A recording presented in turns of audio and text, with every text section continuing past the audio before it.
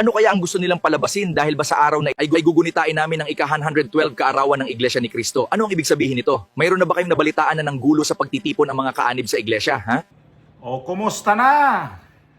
Ha, siguro sa mga interesado doon sa suna ni Bongbong Marcos, nanood kayo, nagtiyaga kayo nanood. Ako nagtiyaga din ako, aminin ko, hindi naman ako hipokrito. Nanood ako.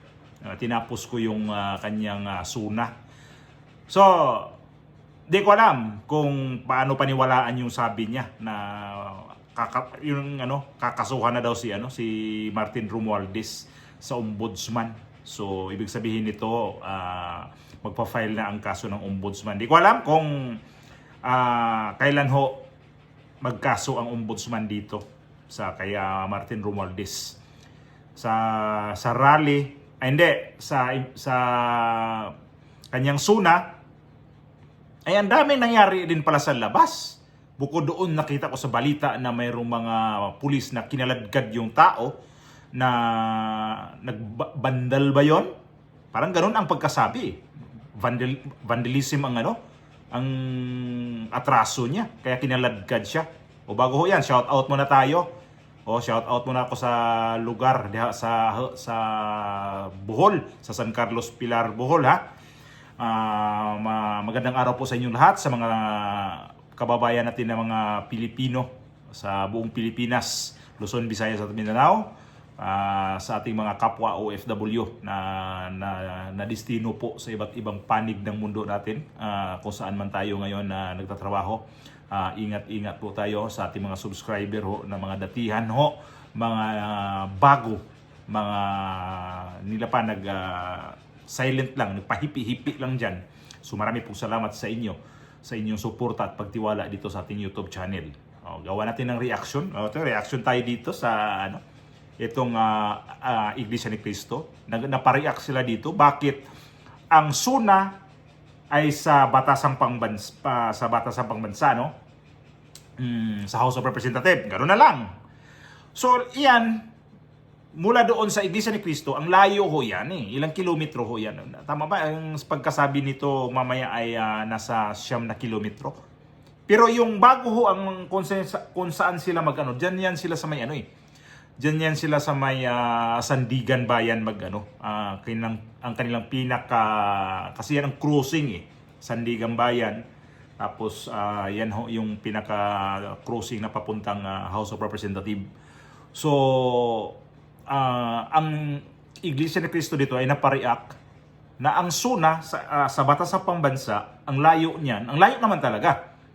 Pero ang mga deployment ng mga pulis, kasama dito sa 20,000 na mga pulis na dideploy dito sa suna ni Bongbong Marcos, ay magbabantay daw sa mga nagrarally, ay dyan dideploy sa malapit sa templo, dyan sa may Iglesia ni Cristo. At itong mga miyembro ng Iglesia ni Cristo, may napanood ko mga balita dyan o mga na in-interview, na galit sila kung bakit ang mga pulis dyan dineploy sa sa kanilang templo, na hindi naman sila magrarally.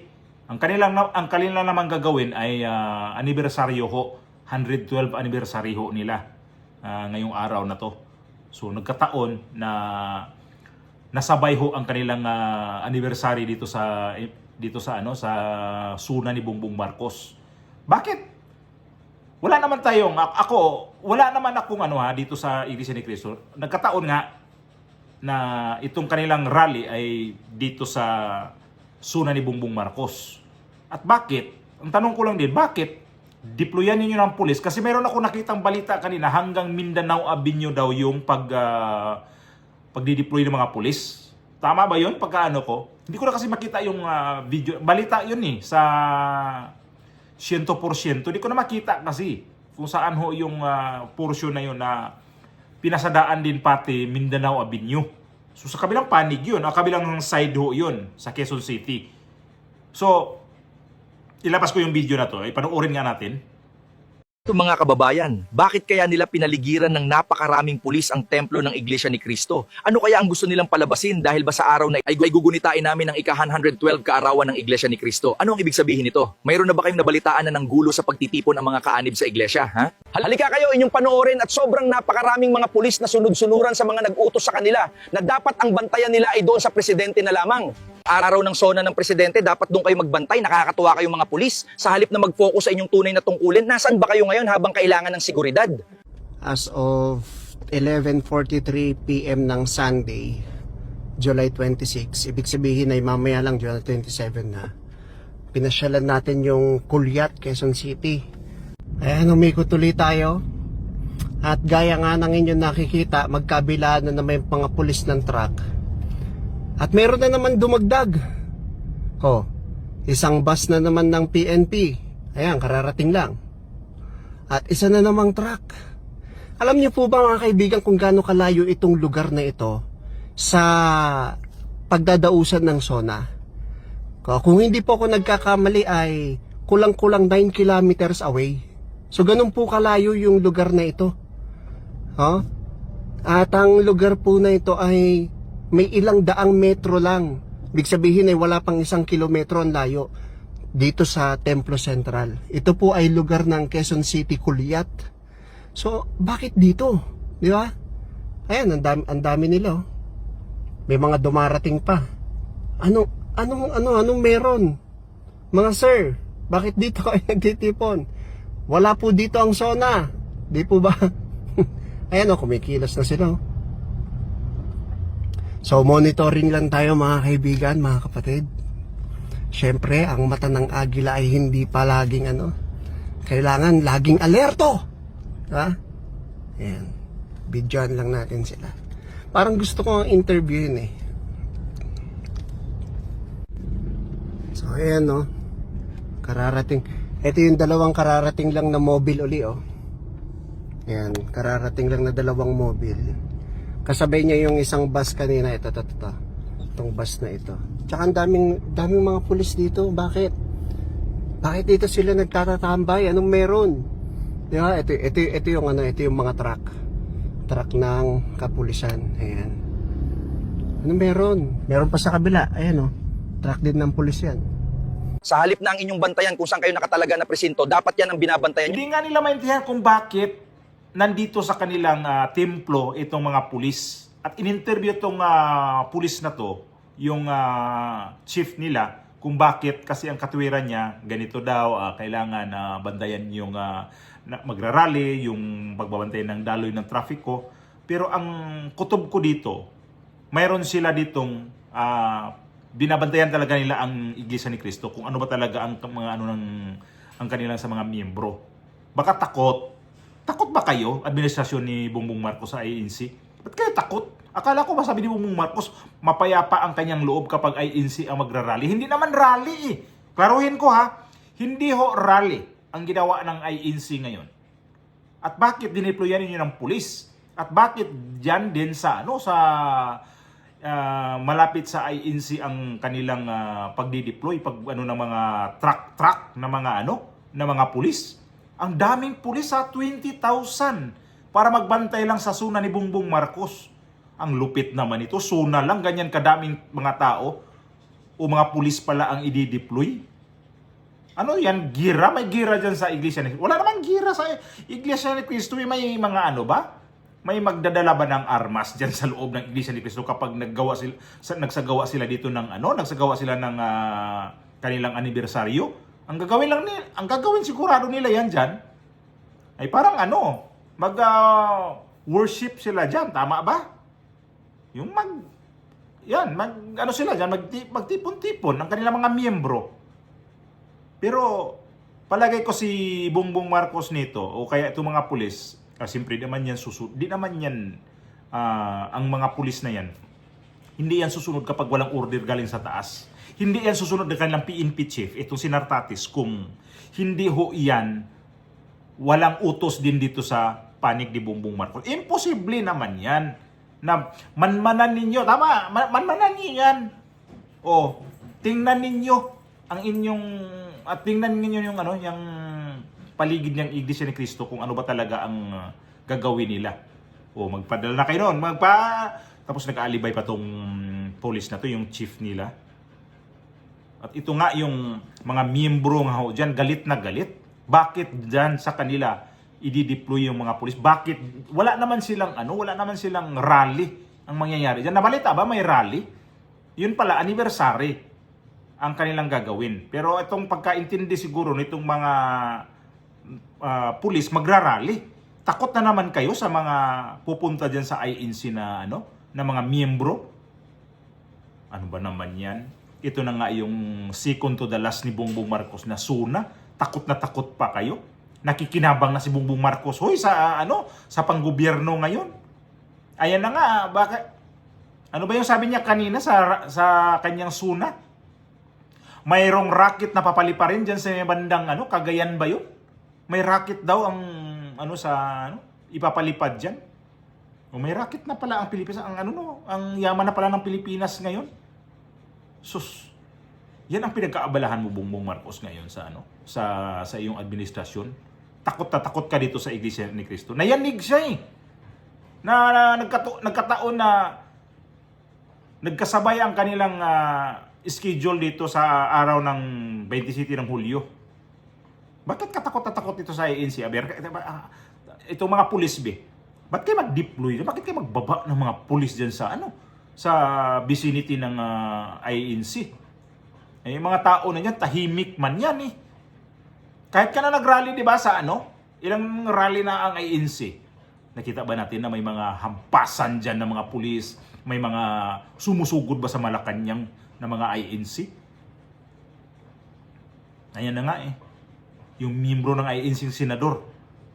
Ayan na nga, kinulong na nga ninyo Pinailan na nga nyo ng kaso Ayan na nga. Pero ang INC nagpumalag ba dito? Ayan lang sila, naglabas na sa loobin.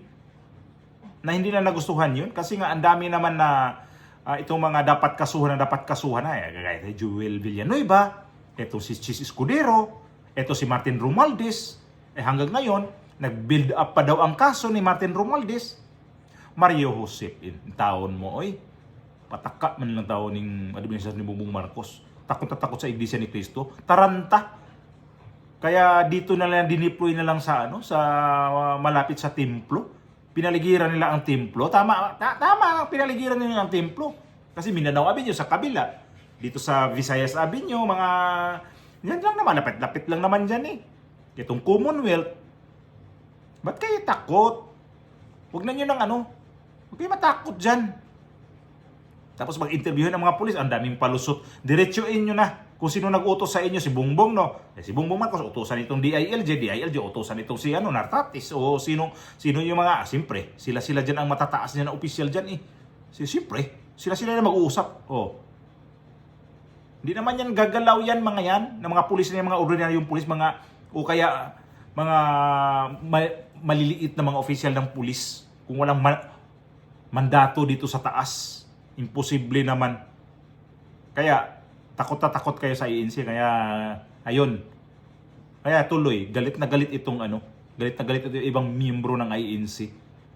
May ni-interview kanina Nakita ko yun na galit. Tuloy.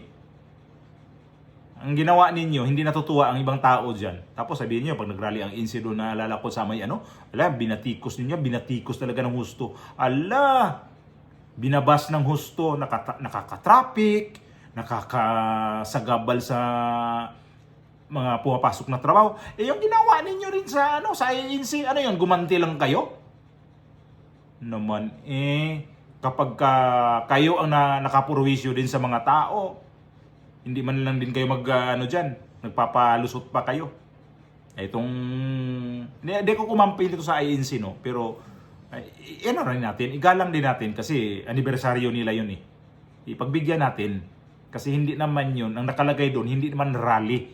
Klaruhin lang, hindi rally ang kanilang gagawin ngayong araw na to.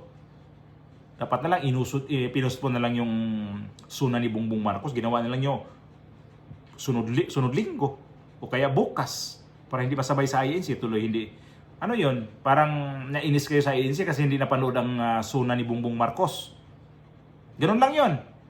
Kaya binulabog ninyo itong lugar kung saan ang templo ng INC. Tama na yun. Pagkasabi, bulabog ang mga miyembro dahil sa mga pulis na wala namang gira dyan sa loob ng sa compound ng INC. Bakit na ang daming mga pulis? Pasaway talaga kayo. Oy, pasaway talaga itong nangyari ngayon sa sunod ni Bongbong Marcos. O ano? Para sa akin, ang sunod ni Bongbong Marcos, di ako satisfied. Bakit? Hindi nga nabanggit niya yung mga safety measure ngayon dyan sa Pilipinas ngayon na kaliwat kanan ang mga, alam nyo na kung anong mayroon ngayon sa kalye. Eh paano kasi mga pulis, mga anga-anga din. Nag-deploy ng 20,000 na pulis. Anong gagawin nyo sa 20,000? May magkipaggira sa inyo? Hindi ko sinabi ang INC magkipaggira sa inyo, ha? Kayo nag-deploy ng malapit dyan sa Iglesia ni Cristo. Wala namang mga yan eh. Wala namang mga armas dyan para dyan kayo mag-deploy ng mga pulis dyan. Nakapagtaka lang kung bakit dyan sa paligid ng INC kayo nagbaba ng mga pulis, nagdumaan ang mga truck. Kitang-kita sa video eh. Kaya itong mga miyembro, galit tuloy sa inyo. Buti nga may mga miyembro ho dyan na naggumagawa na ng video para kitang-kita talaga ang kanilang nakikita dyan sa labas. Buti na lang din na nagmasid talaga ng husto ang mga ibang tao dyan. Ay siya, Bongbong Marcos. Takot talaga dito sa kanyang sariling anino. Check!